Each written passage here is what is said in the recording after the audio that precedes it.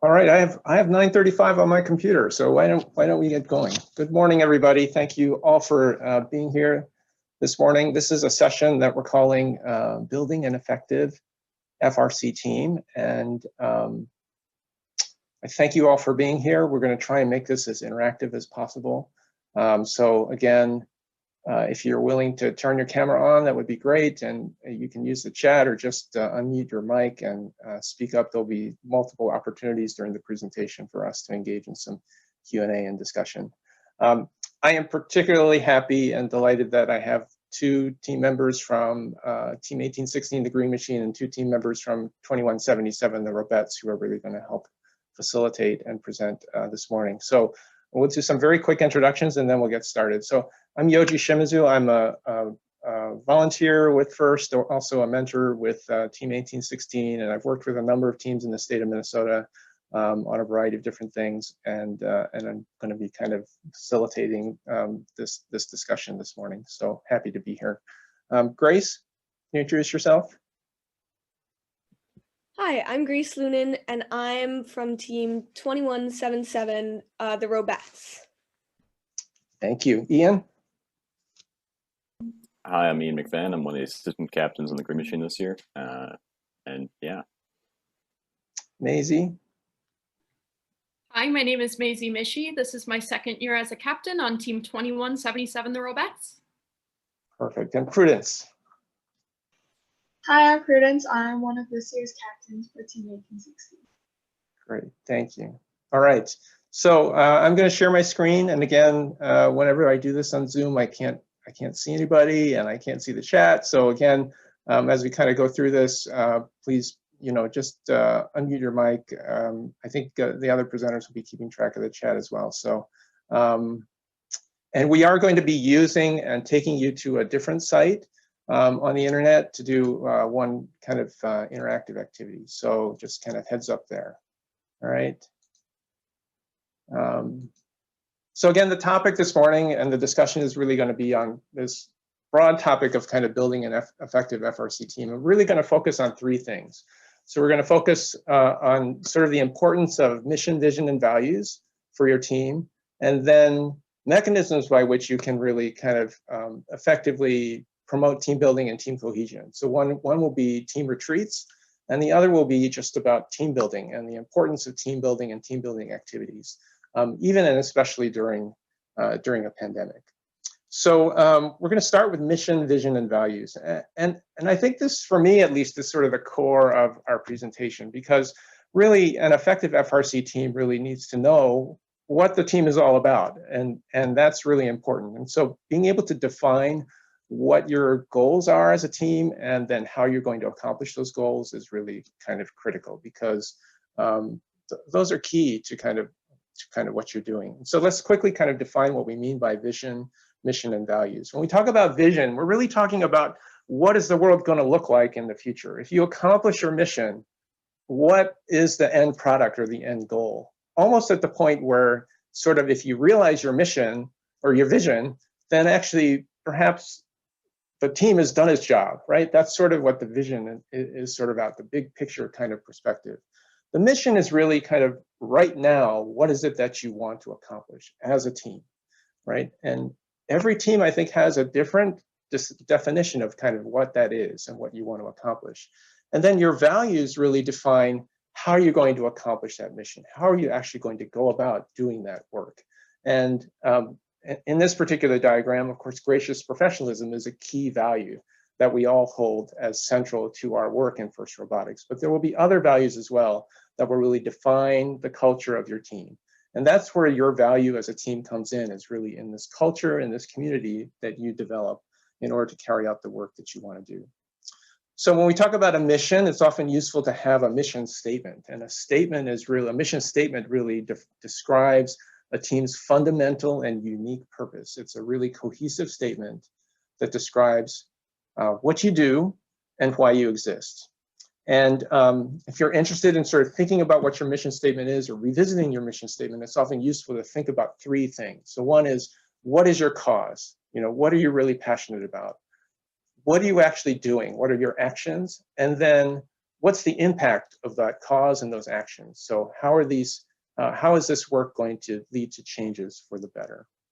And I want to just quickly present to you 3 different mission statements. And these are from the 2 teams that are presenting with me today, as well as another team.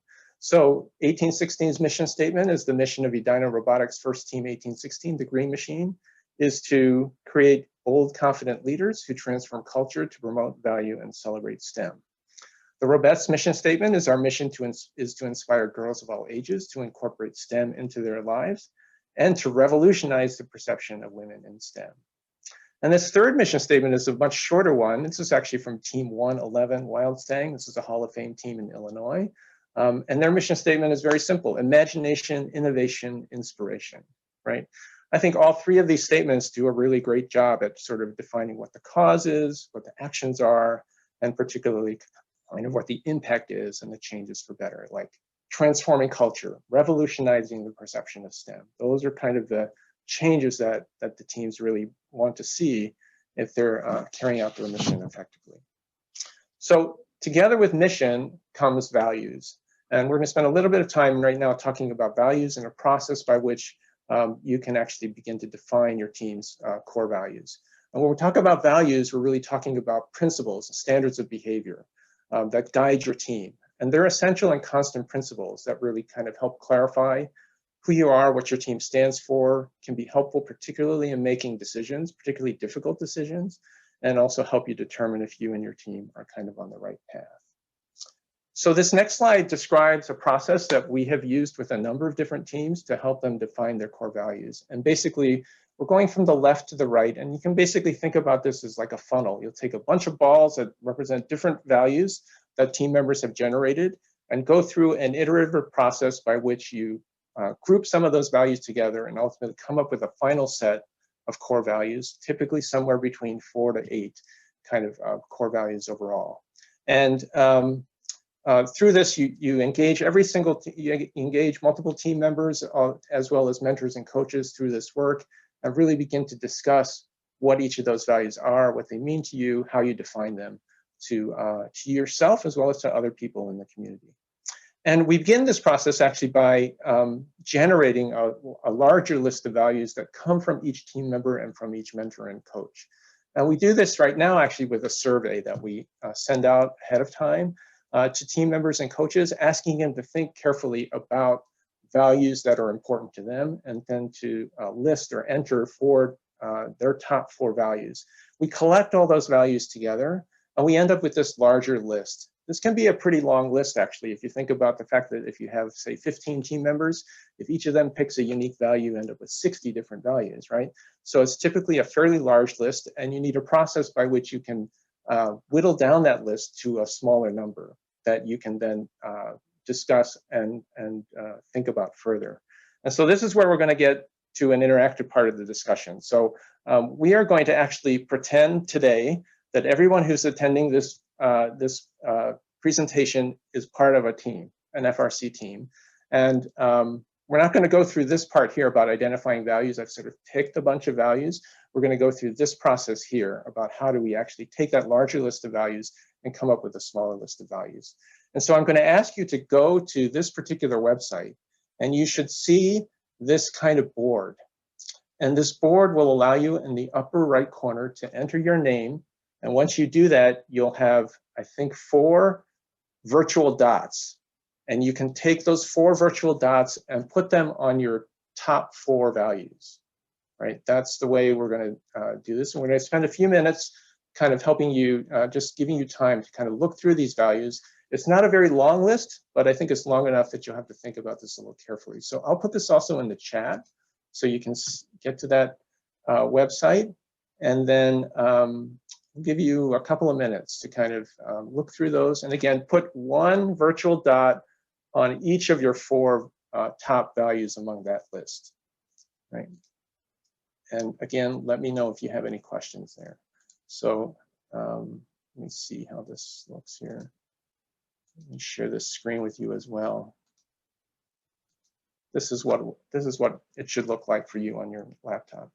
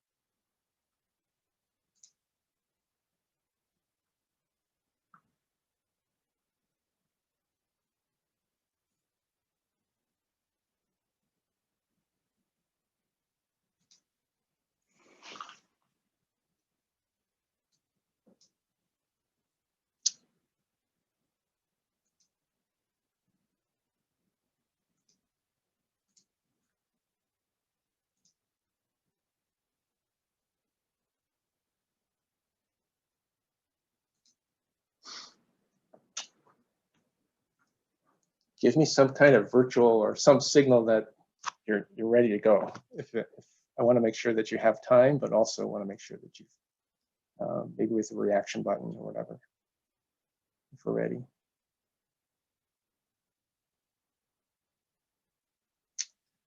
Okay, let me show you what this looks like now. So here is the actual voting results, and we can rank these by votes. And so you can see here that multiple people on our team have selected a number of values as being particularly important. So you can see here inclusive, teamwork, open-minded, fun, and you whittle your way down to a smaller set. So these represent sort of the ones that the team has collectively identified as being particularly important. And at this point, you can decide where you want this cutoff to be. For example, in this case, it might be any value that was 3 dots or more, for example, would get you to 12 values, right? Or maybe you want to think about 2, that would get you to 16. But you can make that decision collectively as a team. So these would be the ones you would end up working on and talking about further. And you can see in this case, there are some values that on this list that will be on that shorter list where you might think that they are pretty similar. And that's where the next part of the exercise will be. So for example, committed and maybe hardworking, for example, or committed and dedicated might be ones where you think those are pretty similar values, right? And the question will be for you as a team to begin to try and figure out how to group all of these together to get to a smaller set. And so so that's the approach. And the next step really is to take that smaller set of values, and we typically break the team up into smaller groups and ask each group to basically take that list of, say, 12 that we had come up with and put them together into smaller clusters. So you get core values. So for example, committed and dedicated might go together, and then you would need to decide of those two, which one is really the most important one, the one that you would say, that's the one that we want to really identify to everyone else as a key core value. So this is an example of the way this kind of works. This is actually the work that was done by another team. And we basically, you can see here that, for example, many of these small groups ended up with similar kind of groupings of values. For example, supportive, encouraging, and positive were clustered by many of these different groups, or determination and hardworking, for example, were also very common. And the final list of values was really over here. So they came up with integrity, passionate, determined, and supportive. One of the reasons I also show you this list is actually these 4 that are in red were actually not even on the original list. They went back and talked about this some more and decided actually we missed a couple of ones that we think are really important. So, this is not meant to be prescriptive in any way. It's just meant to kind of guide the team and sort of thinking about what are the important things that are meaningful to you and your team and how you want to go about your work. And then finally, you'll need to kind of finalize those values and begin to kind of draft some statements. And that's done either by the entire team or by a team subcommittee. So you end up finally with this final set of core values. So I'm going to turn this over now to the Robettes and to the Green Machine to kind of have them talk a little bit about the way in which they kind of approach this work. So I'm going to start with 2177 and the Robettes. So Maisie. Thank you. As you can see, our core values, we have 5. They are confidence, which is pride in our skills and abilities, both technical and non-technical. We have integrity, which is doing the right thing, not the easy thing. Compassion, treating others with kindness and empathy. Perseverance, bouncing back and never giving up. And curiosity, an eagerness to learn and find new solutions. The process towards finalizing these 5 main core values began in September 2018 at our annual team retreat. 2 members of Green Machine, along with Yoji, came to present on core values and helped us brainstorm and start the process of narrowing down our core values. Then at our following team meetings, we took time at the beginning of every meeting to sit down and discuss the ideas we were left with following the retreat. We grouped together the main categories of which core values or which ideas had kind of a similar feeling and whittled down our options until we found our 5 core values that we have today. And our team is always student-led, mentor-guided. That's one of our founding principles. And in all team discussions, we strive to include everyone's voices when we're making team decisions. So in the same way, when we were discussing our core values, every student had the opportunity to share their thoughts and ideas throughout the narrowing and defining and finalizing process all the way through. We did face a few challenges. As with any team decision, not everyone always gets their way 100% of the time, and it can be disappointing to see the team go in a direction that doesn't necessarily reflect the ideas that you've put forward. But luckily, everyone on our team handled it very graciously and quickly got on board with our core values once they were finalized. More prominently, we spent a long time narrowing down our choices and got very caught up in discussing the connotation of all the different words. For example, we got very stuck on compassion versus kindness versus empathy, which in essence are all pretty much the same word, just with slightly different variations. So I think if we would have been a little more decisive, we might have had those core values a little bit faster, but we got there. And lastly, the impact of our core values. Our values guide us through the ups and downs in our season and hold everyone on the team to a standard of behavior that we've all agreed to. No matter what's going on with the robot or the team throughout the season, we all agree to one another to treat everyone with kindness, respect, and we agree to strive to maintain an open and curious mind. Now, we use these core values a lot throughout the season.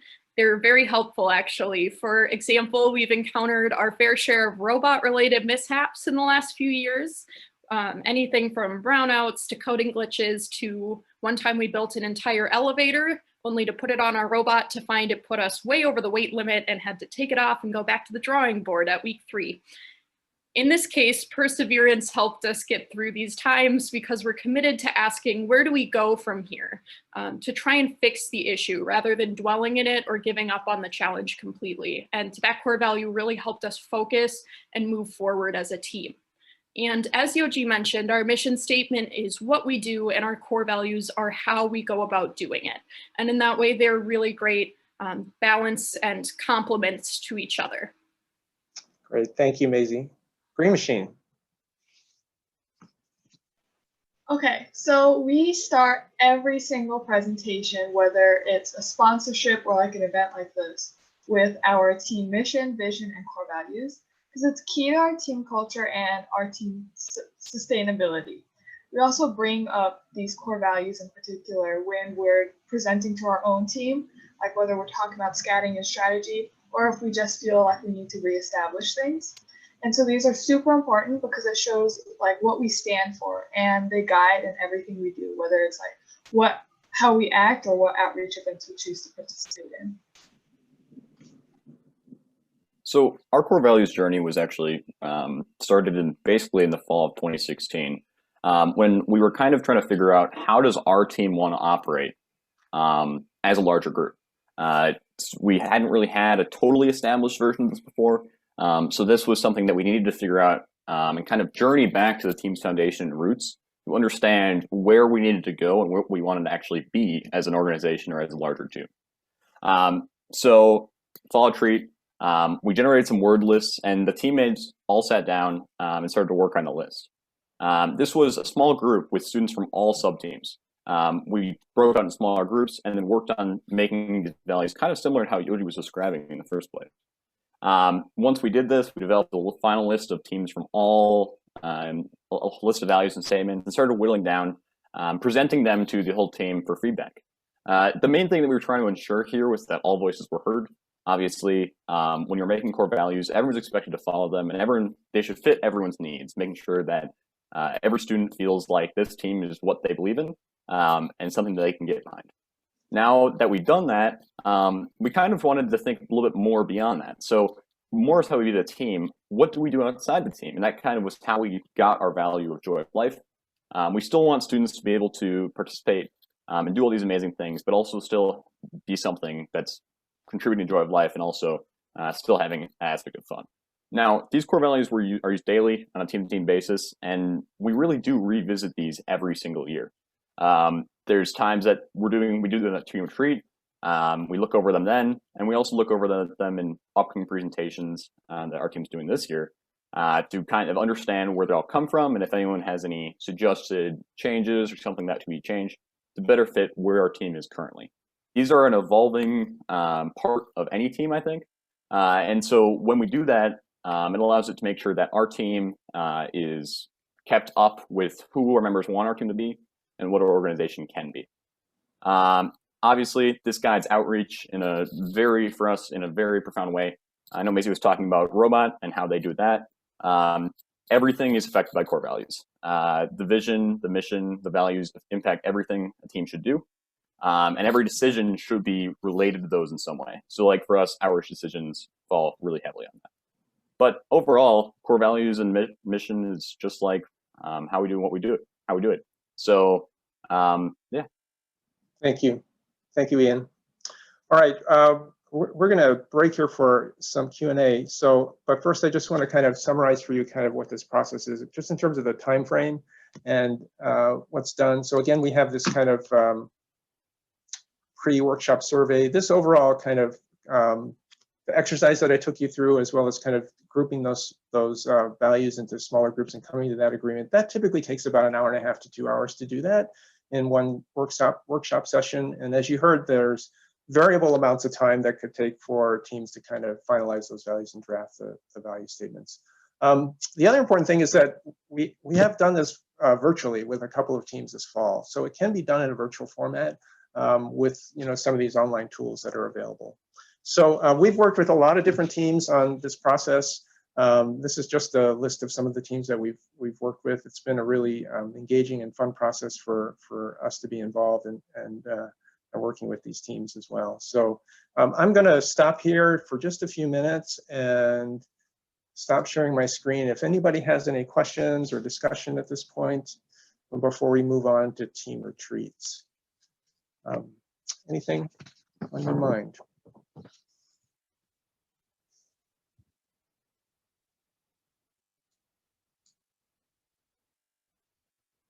Again, feel free to use the chat or to just unmute your mic and speak up.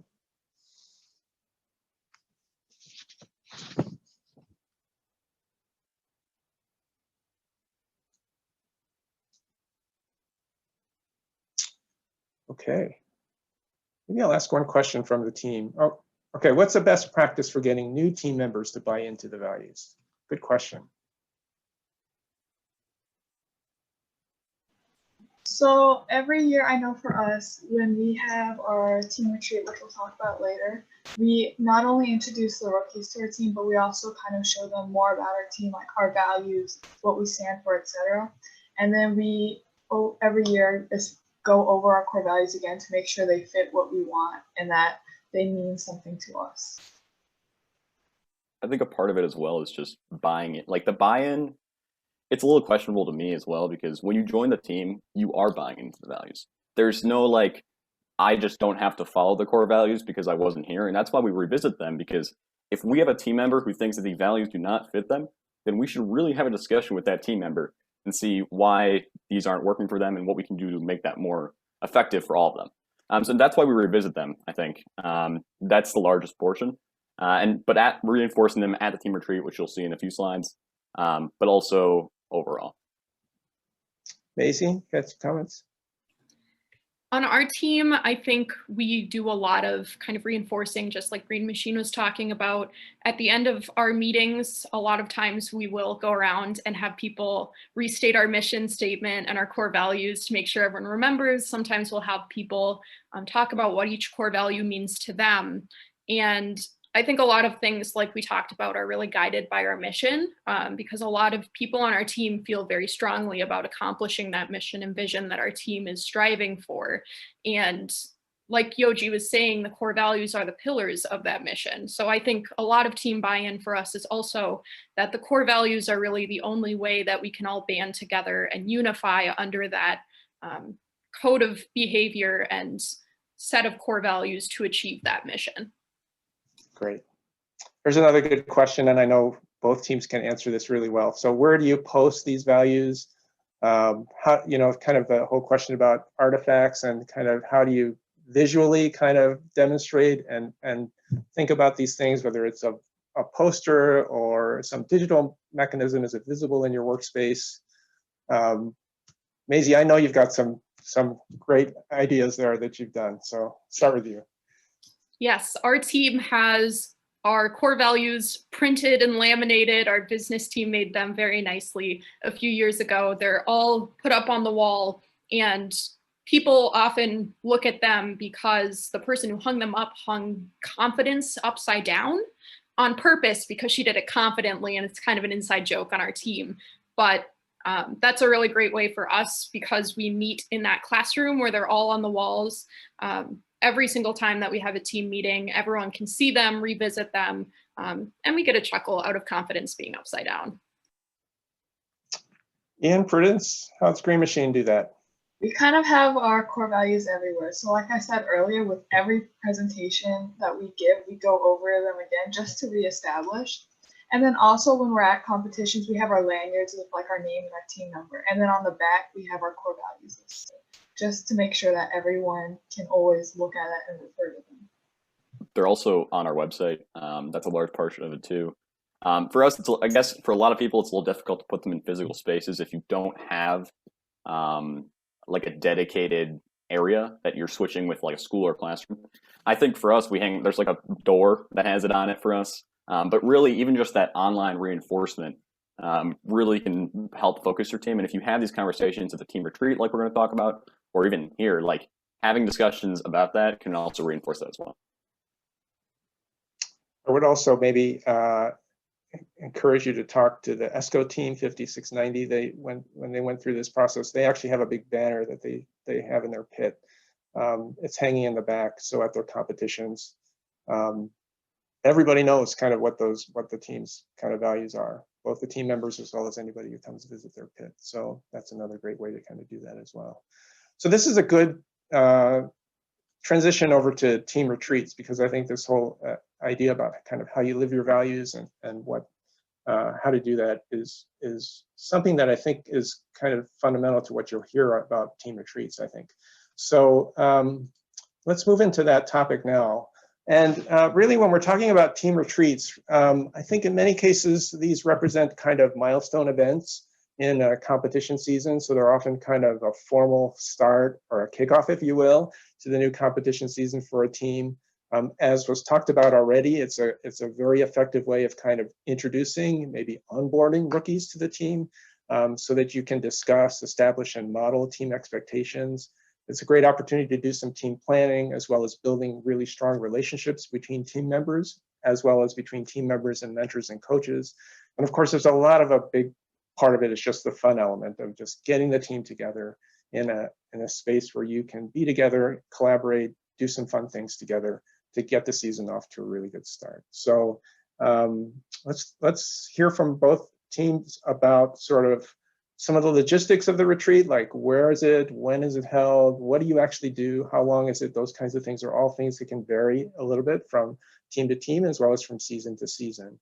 And so I'm going to start with 1816 on this. Okay, so every year we do our team retreat, and generally it's an overnight, but because of COVID, we ended up doing it all online this year. And it's a great opportunity for us to introduce rookies and to go over some basic safety training and rules on our team. But the biggest part of our team retreat is actually focused on our core values and team history. So we work on questions like, what does it mean to be on our team, and how do we act as a member of the Green Machine? And so we're also going over parts of our team history that make us who we are, like how we were founded or who our mentors are. This not only introduces rookies to our team, but our team culture, but it also makes them more comfortable because they also get a say in what's going on. And then, as Ian said earlier, we go over our core values and just to see what they mean for everyone else and make sure that everyone understands their importance. And so this is allowing for collaboration and making sure everyone gets to know each other. Good, thank you. Grace, the Robettes? Yeah, so Our retreat is usually held on school campus with indoor and outdoor spaces that we can meet. And it's usually held about 1 month into the fall season to really start the year off with a solid foundation. In a normal year, it's about 7 hours to allow like a whole day together to fit in all that we need to cover, but we had to shorten it to 4 hours this year because of COVID. And every team member and mentor is invited to join us. And we usually have a pretty good turnout. It usually falls right before or on the day of our brother school STA's dance. So we usually have people popping in and out. But we build our retreats around a central idea or project every year. And that's usually like our core themes. In the past few years, those have actually been crafting and refining our mission statement and beginning with our core value process. We also have worked on chairman's executive summaries to help guide what we do and why we do it. This year, we actually focused on foundational teamwork skills and communication. We talked about how different people contribute to the team in different ways, with different skills and ways of thinking. And we need to be aware of how we communicate so that we can make sure that everyone's ideas are heard and valued, strengthening the team as a whole. We also plan all kinds of games as a team and for partners, and we share a meal together in non-COVID times, which allows for some great memories. We usually take a lot of time to discuss and update our team's personal safety initiative to help prevent and mitigate harassment. And we do that using some fun skits and some fun projects, like we made an 80s themed skit, which is pretty fun. And we usually do a lot of team building by making time to connect with one another and practice strong presentation skills. Now, some of the fun retreats games that we've really enjoyed over the years are we sometimes do a scavenger hunt around school campus, or we do a ridiculous advertisement, which is like two-sided candle, how would you market it? We also play a game called This or That, where you choose summer or winter, Starbucks or Caribou, and you have to debate it, which practices strong presentation skills and confidence, which is one of our core values. And again, we also have skits to get important points across while still making it fun and engaging for the whole team. In non-COVID times, we'd also have a bonfire, a good way to end the day, but because of COVID, that's not safe. Okay, thank you, Grace. All right, so there's some great examples of the way in which teams are using kind of this retreat format to fulfill their mission. So I think we're going to stop here. I also would like to kind of open this up for any questions or discussion. I would say that, I'm sure that other teams also have these kinds of events and activities. And so this is a great opportunity to kind of share with everyone else kind of what you're doing as well. Jerome, I hope we were able to answer a question about when do you typically have the team retreat? So Robettes were saying 1 month into the fall season. I think Ian and Prudence, we're generally like October, isn't it, when we have the team retreat, I think? Yeah, it's around then. Generally early October. It's kind of shifts a little bit, but it's around that time. Definitely before people really get started. Yep. Any questions, discussion?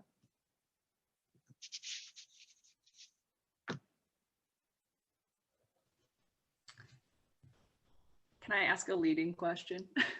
Absolutely. I know the answer, at least for my team.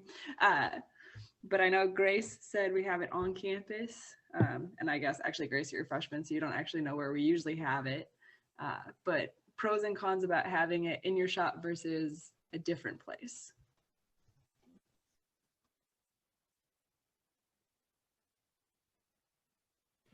Yeah, so I think it's nice that we have it in the shop so we can really start the year with like a hands-on experience. Like we were able to get to like using the machines right away and just kind of getting familiar, at least for the mechanical team and with the electrical team, you could actually see the circuit boards. So it kind of, I think at least it provides more of a hands-on, effective way to just get introduce right away how to use those core values in a real robotics setting instead of just learning about them? I can take it from the other side. I actually really favor the off-campus team and retreats, because really what we're doing at those events is we're kind of taking it outside of robotics and we're really working it as people. That people I'm seeing are no longer builders or coders. We don't separate like that. Which just, these are your team members. Let's get you into groups. The groups are random. So there's no like, there's a coding group and there's a building group and there's a business group. And so when we are able to do that in a place that's kind of outside our team retreat, we actually usually have our team retreats overnight, which kind of simulates, one, our actual competition season, because we do stay overnight at some of our competitions. And two, just the ability that our team is more of a team and less of just, here, let's build robots. I can totally see the benefit for doing it in your shop. You get a lot of hands-on. There's also the part to consider of like, you want the team being more of a group and less a robotics team at that instance, at least. And there's definitely two ways you can take it. I have a question. I was wondering, so both teams are talking about that they get into the basics of the robotics team at the retreat. So do you guys also, like, do you still have preseason meetings? And if so, like, how do you separate those preseason meetings from this team retreat? Good question. Who wants to take that one? Generally, I know we do a lot of the meetings in the very beginning of the year. It's usually just veteran members before we have a separate meeting where we introduce kind of our rookies. And so we have a couple meetings, I think, before our team retreat, and that's just so they can kind of get used to how we function. And when we do our retreat, it's a lot more, because at the previous meetings, we'd be talking about things we're doing, like, oh, we have this event coming up or outreach or whatever. But when we actually get to our team retreat, we're able to just bring the rookies in. And so like they get an idea of what our team does, and then we can formally introduce them. I don't know if that makes sense. On our team, we take the summer pretty much for a lot of outreach events that usually take place. We go to 3M, we go to the state fair, and that's really great for introducing new team members. If they are available during the summer, we invite them to come with us on those outreach events. And then in terms of like pre-kickoff meetings, we have our fall season from September to December, where we focus on training, like Grace was talking about, learning about how to use all the tools you'll need during build season. They're a little bit less formal, perhaps, and less stressful than building a robot in 6 weeks. And our retreat is always over the weekend on a Saturday to separate it from that school week, or our Monday meetings during our fall season. And during that robotics retreat, we kind of, just like Green Machine was talking about, we focus about what it means to be on the team and where we want to go as a team during the season. Whereas at our fall meetings, it's more about kind of get to know you and learn the basics of those technical skills you'll need. Great, thank you. Jerome, was your question answered okay with regard to payment or how that's done? I think Ian's correct. It's sort of embedded into our Any cost. idea what the cost factor is for something like that?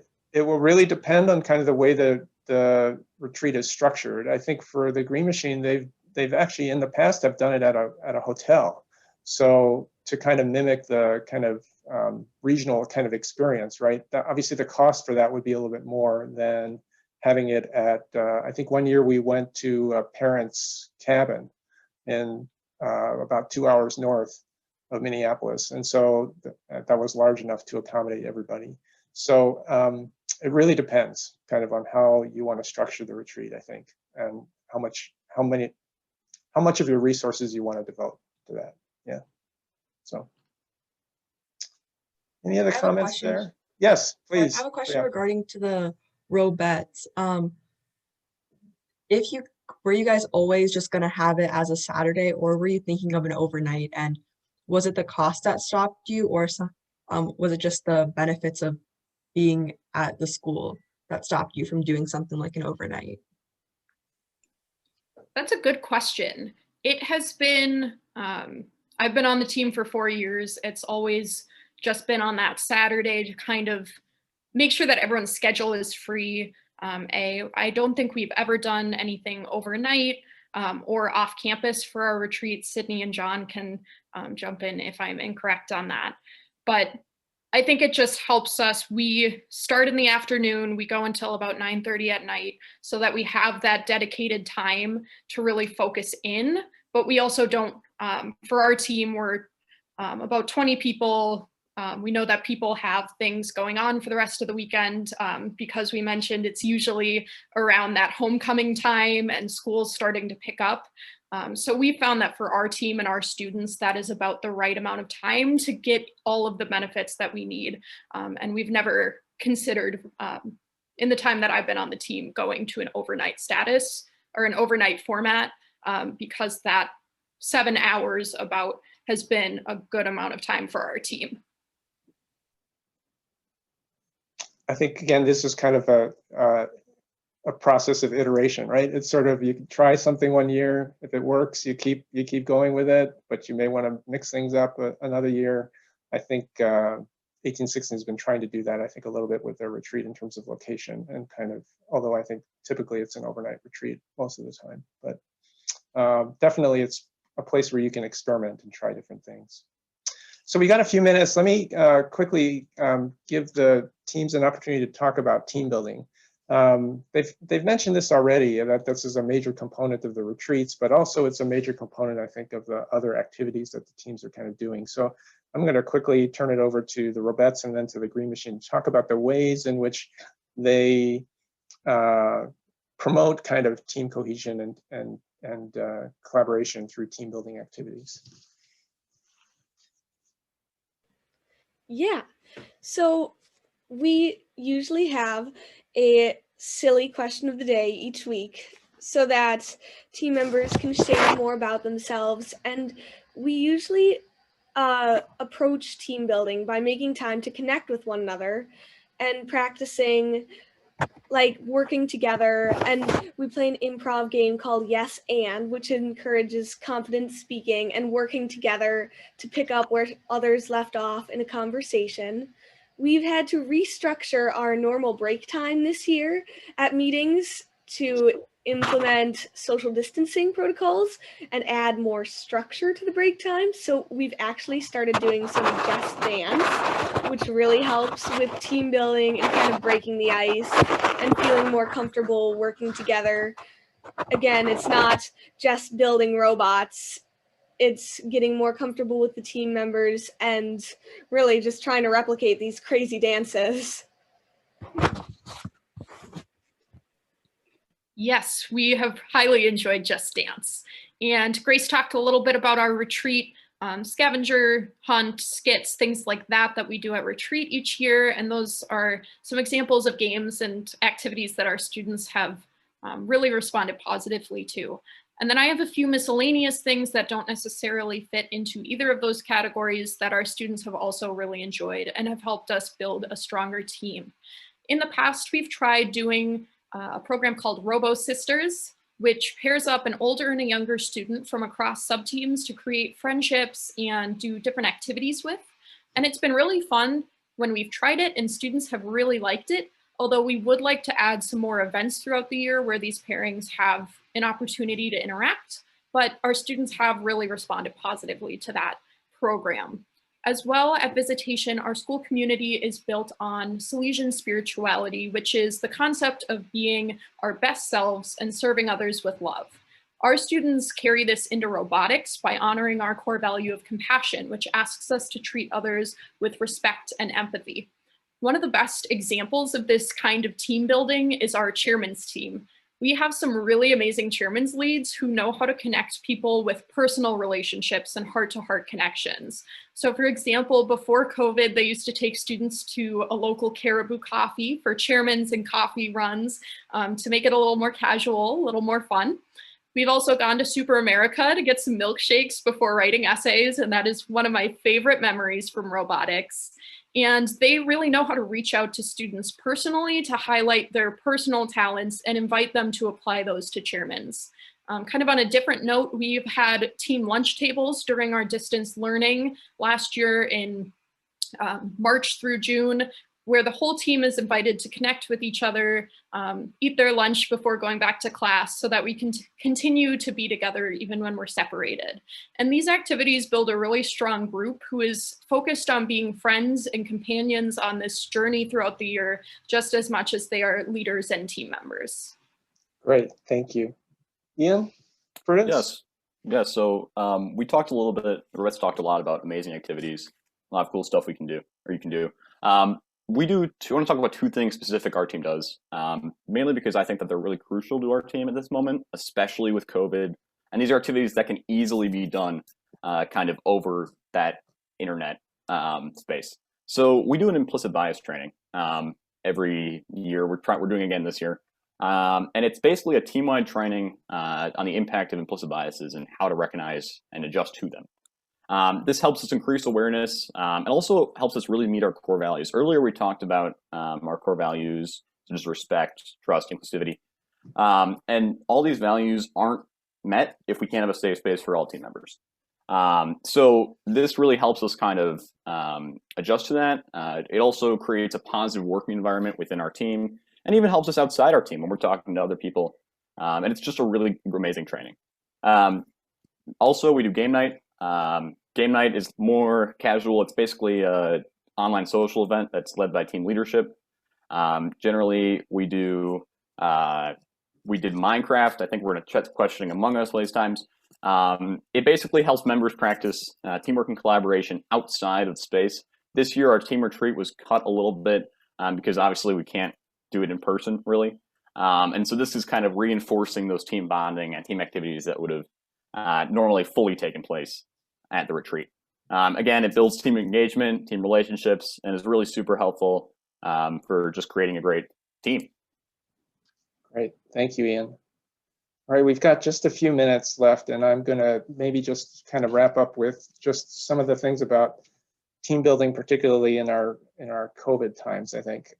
Just important to kind of remember that there are a number of things that you've heard about today that can be done virtually. So that includes the core values work, retreats, team meetings, all of those things are things that can be done in the virtual space. Having said that, I think it's very, very important to be intentional about staying connected. And you've heard a number of different approaches that teams are using to kind of do that, even though we're not physically able to be together all the time. So, so that's important as well, and one of the reasons to do these kinds of virtual meetings. Like every meeting, it's important to have a focused purpose and agenda, but that's particularly true for an online meeting because we're all tired of kind of the online format. You know, we are all spending lots and lots of time every day online, so we need to be mindful about the limitations of Zoom fatigue and these other kinds of issues. But on the flip side, I think it's important to understand that there are opportunities to take advantage of the technology, whether it's the virtual backgrounds or the breakout rooms or online team building activities.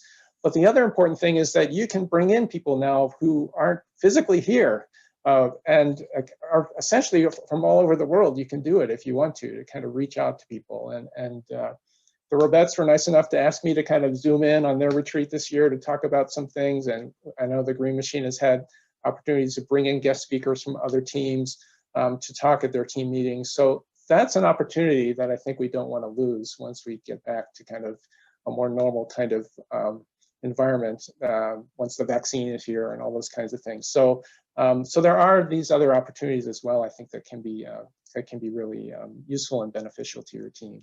So again, we may have like 1 minute or so left for questions, but again, please feel free to contact us and if you have any questions or things that you'd like to talk about. So Megan, I don't know how we're at 10:25. If anybody has like a last minute question, or Ria has a great suggestion about game nights and trivia nights, and that's great as well. So Ria, do you want to comment a little bit more just quickly about what you've been doing? Yeah, so for our game nights, we've had it, we got a classroom at our school that was really big that had a couple of smart boards, connected a few Jackbox games there, had people playing cards, people bring in board games online. We've done a couple of them so far, and we are planning to have, I think, a movie night and another game night kind of throughout this time. And it's just been Among Us, Minecraft, really whatever people want to do. We're like, okay, it's appropriate, we'll do it. A trivia night was something that we did last year. One of our business captain, he loved the idea of like trivia, like dressing up in like a suit, bow tie type thing and asking trivia. So what we did is anyone who showed up, we split them into groups, and you came up with a team name, and the business captain just asked trivia questions. We had different categories, basic categories, but then we also had stuff about our team and stuff about FIRST to kind of put the robotics a little bit in there. But yeah, it was definitely a lot of fun. I met someone in my group that was a rookie, and now I actually like talk to them on a regular basis because of that. So it's definitely a great opportunity. Yeah, that's really great. Thank you. Yeah, thank you for sharing. Anyone else?